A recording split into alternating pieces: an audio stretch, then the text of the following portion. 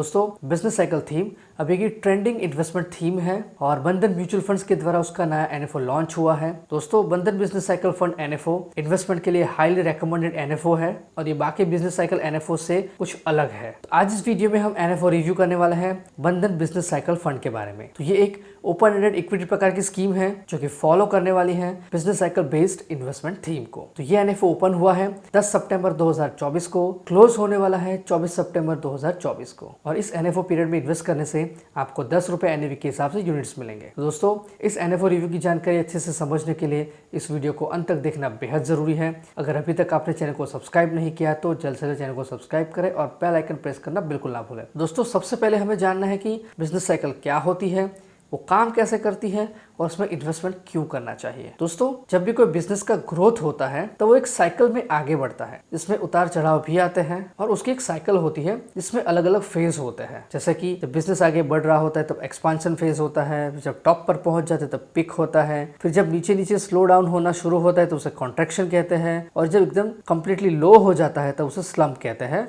और वहां से फिर एक्सपांशन शुरू होता है। तो सभी बिजनेस साइकिल में ये 4 फेज हमेशा होते हैं। उनकी फ्रीक्वेंसी अलग अलग हो सकती है लेकिन सभी सेक्टर की बिजनेस साइकिल अलग अलग तरीके से आगे बढ़ती है और हर सेक्टर के विनर्स एंड लूजर्स बदलते रहते हैं। इस टेबल को देखिए, इस टेबल में सभी सेक्टर का 2010 से लेके 2024 तक का परफॉर्मेंस की जानकारी दी है। इसमें आप देख सकते हैं कि टॉपर्स हमेशा बदलते रहते हैं। 2010 में फार्मा 35.3% के साथ टॉप पर था। 2011 में एफएमसीजी 8.6% के साथ टॉप पर था। उसके बाद में बैंक्स, फिर आईटी, उसके बाद में फिर से बैंक्स, फिर फार्मा और इसी तरह से आगे बढ़ रहा है। तो दोस्तों इस तरह से सेक्टर का परफॉर्मेंस हमेशा बदलता रहता है। अब एक ग्राफिकल प्रेजेंटेशन के जरिए हम देखेंगे कि यही जो सेक्टर है वो किस साइकिल में आगे बढ़ता है। तो इस ग्राफ को देखिए, यहाँ पर मैंने ये सभी सेक्टर में से 4 सेक्टर ऑटो, एनर्जी, बैंक्स और इंफ्रास्ट्रक्चर का ग्राफ दिखाया है जिसमें आप देख सकते हैं कि सभी सेक्टर में उतार चढ़ाव आते हैं। सभी सेक्टर में वो चारों फेज यहाँ पर आप देख सकते हैं और सभी सेक्टर वो 4 फेज के जरिए आगे बढ़ते रहते हैं। तो कुछ इस तरह से बिजनेस साइकिल काम करता है। दोस्तों इससे पहले कुछ अलग अलग एएमसी के बिजनेस साइकिल फंड लॉन्च हुए हैं लेकिन बंधन के बिजनेस साइकिल फंड में क्या नया है, क्यों हमें इस एनएफओ में इन्वेस्टमेंट करना चाहिए। तो सबसे पहला पैरामीटर है 360 डिग्री इन्वेस्टमेंट अप्रोच। तो यहाँ पर सबसे पहले सेक्टर साइकिल को आइडेंटिफाई किया जाएगा। अलग अलग सेक्टर की साइकिल अलग अलग होती है तो अलग अलग सेक्टर की demand, supply, profitability, capacity of creation और अदर बॉटम अप अप्रोच, इसके हिसाब से सेक्टर साइकिल में स्टॉक सिलेक्शन होने वाला है। दूसरा है इक्विटी मार्केट साइकिल, जिसमें इक्विटी मार्केट की साइकिल को ध्यान पर लिया जाएगा, जिसमें मार्केट के सेंटीमेंट एंड वैल्यूएशन और capital flows from FIIs, DI and retail investors. तो यहाँ पर इक्विटी मार्केट की साइकिल है उसके आधार पर भी स्टॉक सिलेक्शन होने वाला है। और तीसरा है इकोनॉमिक साइकिल, उसके लिए macro economic parameters such as GDP growth, interest rate, inflation, currency, export import policy and political stability, ये जो अलग अलग पैरामीटर्स है इसके आधार पर इकोनॉमिक साइकिल में मूवमेंट होती है और उसके आधार पर भी स्टॉक सिलेक्शन होने वाला है। तो ये है 360 डिग्री इन्वेस्टमेंट अप्रोच।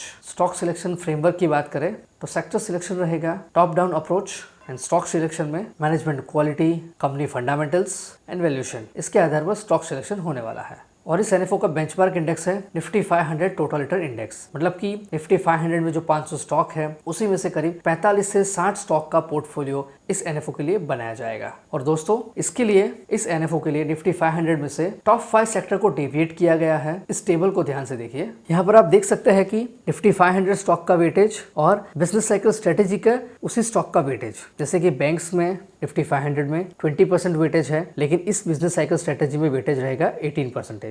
उसी तरह से बाकी जो सेक्टर्स हैं उसके दोनों के वेटेज यहाँ पे दिखाए हैं। इस टेबल में आप देख सकते हैं कि कुछ सेक्टर्स ओवरवेट है और कुछ बिलो वेट है। इंडेक्स में जो भी सेक्टर है 25% ज्यादा वेटेज इस बिजनेस साइकिल स्ट्रेटेजी में होने वाला है और जो टॉप 5 सेक्टर है वो बिजनेस साइकिल स्ट्रेटेजी में 62% का वेटेज कंट्रीब्यूट करते हैं और इसमें से 45 से 60 स्टॉक का पोर्टफोलियो बनाया जाएगा। तो दोस्तों ये थी जानकारी की क्यों बंधन बिजनेस साइकिल थीम, बंधन बिजनेस साइकिल फंड एनएफओ बाकी दूसरे अलग बिजनेस साइकिल एनएफओ से अलग है। तो बात करेंगे इस एनएफओ के एसेट एलोकेशन के बारे में। तो 80 से लेकर 100% तक का इन्वेस्टमेंट होने वाला है बिजनेस साइकिल बेस्ड इक्विटी और इक्विटी इंस्ट्रूमेंट्स में। 20% तक का इन्वेस्टमेंट हो सकता है ओवरसीज इक्विटीज में and debt and money market instruments में और 10% तक का इन्वेस्टमेंट हो सकता है units of REITs and InvITs में। और इस एनएफओ की कुछ फंड डिटेल्स की बात करें तो इस एनएफओ का बेंचमार्क है Nifty 500 total return index. Exit load की बात करें तो यूनिट अलॉटमेंट से अगर 30 दिन के अंदर कुछ भी रिडम्पशन या स्विच किया तो 0.5% एग्जिट लोड एप्लीकेबल है, और 30 दिन के बाद कुछ भी रिडम्पशन स्विच करने पर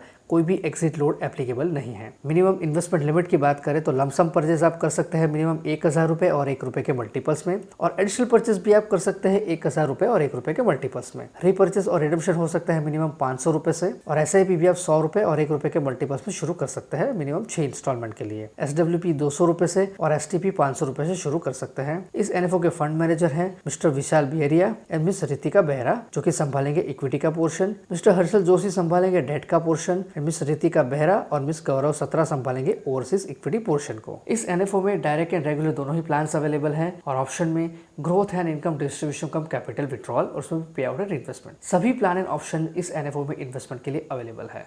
और स्टैम्प ड्यूटी भी 0.005% एप्लीकेबल है। इस एनएफओ का रेगुलर प्लान का एक्सपेंस रेशियो रहेगा 2.25% तक। जैसे जैसे ईयूएम बढ़ता जाएगा एक्सपेंस रेशियो कम होता जाएगा। इस एनएफओ का रिस्क है वेरी हाई, तो आपको एटलीस्ट 5 साल से ज्यादा टाइम पीरियड के इन्वेस्टमेंट के लिए ही इस स्कीम के अंदर इन्वेस्टमेंट करना चाहिए। इस स्कीम का एक टैक्सेशन रहेगा इक्विटी का, और इस स्कीम में कोई भी लॉक इन पीरियड एप्लीकेबल नहीं है। तो दोस्तों ये थी जानकारी एनएफओ रिव्यू बंधन बिजनेस साइकिल फंड के बारे में। तो अगर आपको ये वीडियो पसंद आए तो लाइक करें, कमेंट करें, शेयर करें, और अगर अभी तक आपने चैनल को सब्सक्राइब नहीं किया है तो जल्द से जल्द चैनल को सब्सक्राइब करें और बेल आइकन प्रेस करना बिल्कुल ना भूलें। Mutual fund investments are subject to market risks. Read all scheme related documents carefully.